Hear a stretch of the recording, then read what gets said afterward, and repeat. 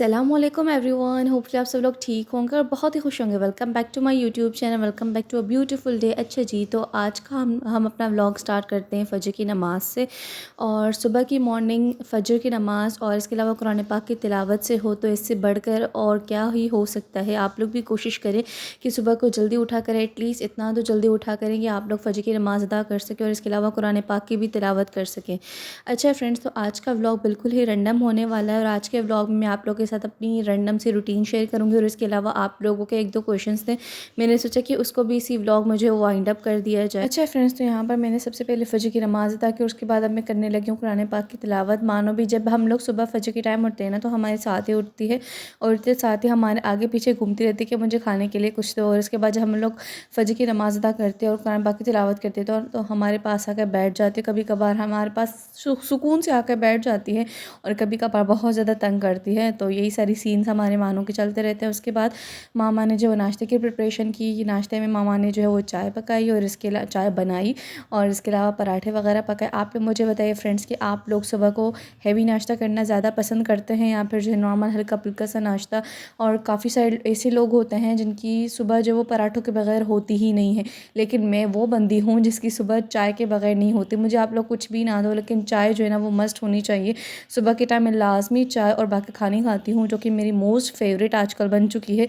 और मुझे कुछ भी नहीं हो मतलब दिया जाए, हालांकि मामा मुझे कहते हैं कि तुम अंडे खाया करो, पराठे खाया करो, लेकिन आजकल मुझे इतना ज़्यादा कुछ अब पसंद ही नहीं आता, सिर्फ मैं चाय वगैरह ही पीती हूँ। पराठे तो कभी कभार मैं खा भी लेती हूँ, लेकिन अंडे जो है ना वो बिल्कुल मुझसे नहीं खाए जाते। हालांकि मैं यही सोचती हूँ कि यार ज़्यादा नहीं तो एक उबला हुआ अंडा तो मैं लाजमी खाती थी पहले, लेकिन अब मुझसे वो जो है वो खाया ही नहीं जाता। मुझे बिल्कुल भी पसंद नहीं आता, पता नहीं क्या हो गया है मेरे टेस्ट को भी। खैर कोई बात नहीं है। मामा को जब मैंने बताया ना कि मुझे अंडा बिल्कुल भी पसंद नहीं आता अभी, तो मामा कहते कि हाँ, हर कुछ अरसे बाद जो है ना बंदे के मुंह का टेस्ट जो वो चेंज होता रहता है। जो उसको चीज़ें पसंद होती है वो उसकी नापसंद हो जाती है, जो उसको नापसंद होती है वो उसकी फेवरेट बन जाती है। तो मामा ने तो मुझे यही कहा कि यही सीन हो सकता है। वैसे हम इंसान भी बड़े अजीब हैं, जो चीज़ हमें फ़ायदा पहुँचाती है हम लोग उससे दूर भागते हैं, और जो चीज़ हमें नुकसान पहुँचाती है हमारे लिए कोई फ़ायदेमंद नहीं होती, हम लोग उसी के पीछे भाग रहे होते हैं। अब देखिए अंडे कितने ज़्यादा इंपॉर्टेंट होते हैं, मैं अंडे ही नहीं खाती, अंडे मुझे पसंद नहीं। हालांकि कहते हैं कि सुबह के टाइम अंडे आज आप लोगों ने लाजमी खाने हैं ताकि आप लोगों को प्रोटीन मिल सके। खैर उसके बाद आप लोग हमारी मानों को देख सकते हैं, ये पता नहीं कहाँ से शॉपर लेकर आ गई थी। ये आई थिंक वो पॉपअप वाली शॉपर थी जिसको हम लोग भी बड़े मज़े से पॉपअप करते रहते, तो ये वो वाली शॉपर थी। और इसके बाद मामा ने पराठे बनाना स्टार्ट कर दिए। वैसे आज जो हाफ़ पराठा मैंने भी खाया था, हम लोग पूरे पराठे नहीं खाते, इवन मैं तो पूरा पराठा नहीं खाती, बिकॉज़ मुझे जो है ना वो 4 बाका खानी लाजमी खानी होती है। अगर मैं पूरा पराठा खाऊंगी ना और बाद में 4 बाका खाने भी खाऊंगी तो वो मेरे लिए बहुत ज़्यादा हेवी हो जाएगा। इतना ज़्यादा हेवी मैं जो है ना नाश्ता नहीं करती। हाँ, कभी कभार हेवी नाश्ता हो जाता है, लेकिन वो तब जब मैं घर में होती हूँ, जब मैं कहीं बाहर जा रही होती हूँ ना, लाइक यूनिवर्सिटी चली गई, रोटेशंस हो गई, या फिर कहीं पेपर एग्ज़ाम्स वगैरह देने के लिए, टेस्ट वगैरह देने के लिए, तो मैं सिर्फ चाय पीकर खा जाती हूँ। मेरा बस ये माइंडसेट होता है कि जब अगर कोई भी बंदा बाहर जाए ना, तो उसे अपना पेट फुल करके बाहर नहीं जाना चाहिए, बल्कि सिर्फ चाय पीनी चाहिए या फिर जो चीज़ उसे पसंद है वो थोड़ी सी खा लेनी चाहिए। तो बस मैंने यहाँ पर हाफ़ पराठा लिया, जो रात का बचा हुआ सालन था, गोभी थी और उसके साथ एक बोटी पड़ी हुई थी, तो वो मैंने अंडे कह रही हूँ, पराठे के ऊपर रखा और इसका रोल बनाकर वो खा लूँगी और ये मेरा हो जाएगा नाश्ता। और उसके बाद मैं बस एक बाकर खानी और इसके साथ फुल कप चाय पीऊँगी, जो कि बहुत ज़्यादा फेवरेट है। अभी मैं वॉइस ओवर कर रही हूँ ना, फिर भी मुझे जो है ना वो चाय की क्रेविंग सी हो रही है। और आजकल इतनी ज़्यादा चाय की क्रेविंग हुई हुई है कि मैं रात के टाइम जब पापा कोमल से कहते हैं कि चाय बनाओ, तो मैं भी कोमल को कहती हूँ कि मेरे लिए भी चाय बनाओ। हालांकि इस बात पर मुझे बहुत ज़्यादा डांट पड़ती है कि तुम्हें ग्रीन टी पीनी चाहिए अपनी सेहत को देखते हुए। अच्छा जी, सेहत से मुझे याद आया कि किसी ने कमेंट किया था कि वेट लॉस पर वीडियो बनाएं, तो यार I am also struggling with my weight loss, कि मुझे भी किस तरीके से वेट लॉस करना चाहिए। देखिए वेट लॉस हम लोग बंदा इसी तरीके से कर सकता है कि वो हेल्दी खाए, जंक फूड को अवॉइड करे, इसके अलावा शुगरी फूड्स जो खाते हैं, फास्ट फूड हो गया, जंक फूड हो गया, इस सब को कट ऑफ कर दे अपनी लाइफ से। और वॉक करे, ज़्यादा से ज़्यादा जितनी हो सके बंदा वॉक करे, हल्की फुल्की सी एक्सरसाइज करे, सैलेड का इस्तेमाल करे, पानी ज़्यादा से ज़्यादा पिए, ग्रीन टी हो गया, कहवा हो गया, गर्म पानी हो गया। अगर आपको ग्रीन टी और कहवा नहीं पसंद तो आप लोग गर्म पानी का भी इस्तेमाल कर सकते हैं, जो नीम गर्म पानी होता है।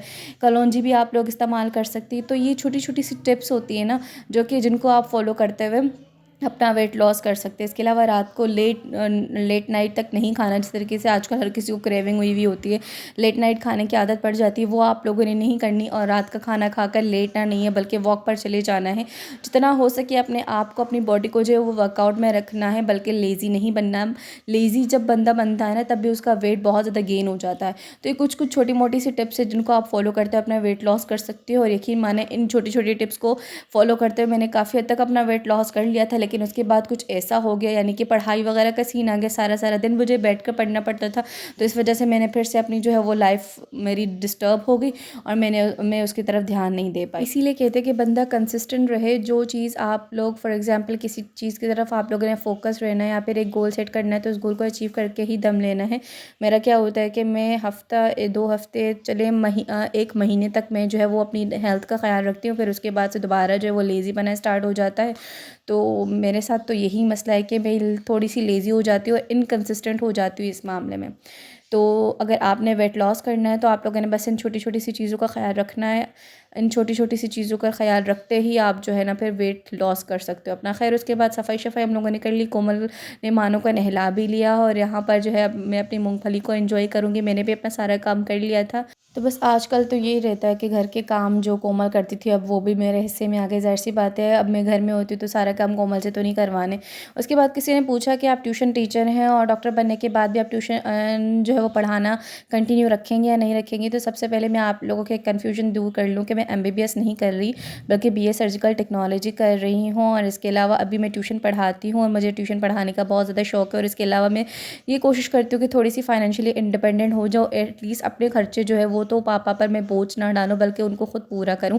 और इसके अलावा इंशाल्लाह ताला अगर मैं सर्जिकल टेक्नोलॉजिस्ट बन गया, फिर आगे फर्दर अपनी स्टडीज़ जो है, हाई स्टडीज़ कर ली है मैंने, और अगर मुझे मौका मिला, टाइम हुआ मेरे पास, तो मैं टीचिंग जो है वो कंटिन्यू करूँगी। बिकॉज़ मुझे बच्चों को पढ़ाने में बहुत ज़्यादा जो है वो सुकून मिलता है, मज़ा आता है। और उसके बाद थोड़ा सा मैंने जो है वो रेस्ट किया।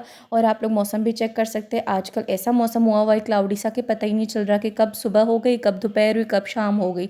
और बच्चों के आने का टाइम भी हो गया था, तो हम लोगों ने बच्चों के आने का सेटअप लगाया, यानी कि जो चादरें वगैरह थी वो बिछाई। बिकॉज़ स्टिल जो है वो फ़र्श बहुत ज़्यादा ठंडा हो जाता है, और बीच में जो वो थोड़ी सी गर्मियों टाइप वाला मौसम आ गया था।